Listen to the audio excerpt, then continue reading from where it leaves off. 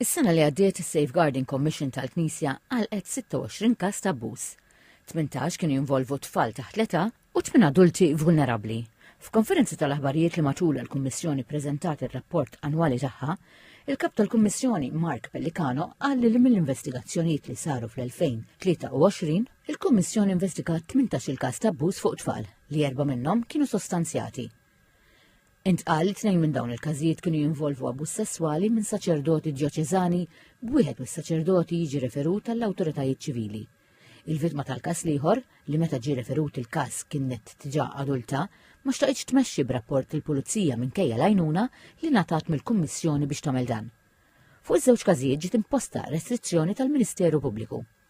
Iż-żewġ każijiet l-oħra kienu jikkonċernaw żewġ tfal li ġew abbużati sesswalment jew ingħataw fastidju sesswali minn lajċi u 2 li huma ġew referuti lill-awtoritajiet ċivili.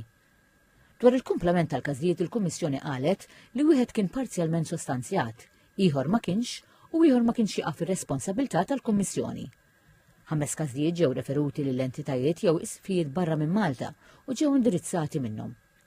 Il-kap ta' Safeguarding Commission Mark Pellicano żied li 6 każijiet oħra ma kienu jeħtieġu ebda azzjoni ulterjuri mill-Kummissjoni. Il-każijiet kienu vari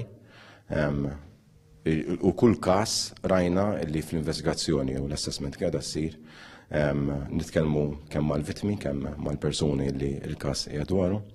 Ir-rapport ingħadda mbagħad is-Safeguarding Advisory Board fejn ħarġu l-outcomes u rakkomandazzjonijiet li mbagħad ingħataw lill-ordinarju relevanti tas-sitwazzjoni. Il-Kummissjoni investigat ukoll 8 każijiet ta' abbuż fil-konfront ta' adulti vulnerabbli, fosthom persuni li ma jkollhomx il-ħila jarfu jew jirreżistu abbuż sesswali jew forom oħra ta' abbuż. Is-Sur Pellicano qal li 4 minnhom ġew sostanzjati. Żied li n-nies li fuqhom saret l-allegazzjoni huma żewġ reliġjużi u żewġ lajċi. F'dawn l-4 każijiet ma ttieħdet ebda azzjoni għax il-vittma xtaqux jirrapportaw lill-awtoritajiet ċivili jew għax ma twettaq ebda reat. Madankollu ġiet rakkomandata restrizzjoni fuq il-Ministeru Pubbliku tagħhom. Fader Antoine Farrugia, membru fil-Kummissjoni, qal il-Knisja ħasset il-bżonn li jinħoloq spazju fejn kull min għandu bżonn jitkellem dwar l-abbuż isib min jisimgħu. Bħala Knisja rridu nisimgħu il kulħadd. Mhux biss nħarsu lejn il-passat li dak li jiġri manka wkoll naħsbu għal prevenzjoni għal quddiem. Il-Kummissjoni ħabbret ukoll li bħalissa qiegħda fil-proċess li tirfina l-istruttura biex tipprovdi aktar kontrolli bejn il-funzjonijiet tagħha fl-investigazzjonijiet u t-tiftix tal-fatti. Dr. Roberta Attard spjegat li ħafna drabi dawk li jfittxu l-għajnuna ikunu qed ifittxu lil xi ħadd jismagħhom.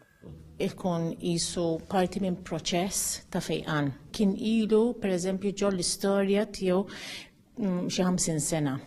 Li nagħmlu speċifikament peress li aħna kemm jista' jkun nkunu victim centered huwa nakkompanjawhom fil-proċess kollu tagħhom. Li ntuhom anke kuntatti u anke nipprovdulhom sessions ma' nies professjonali.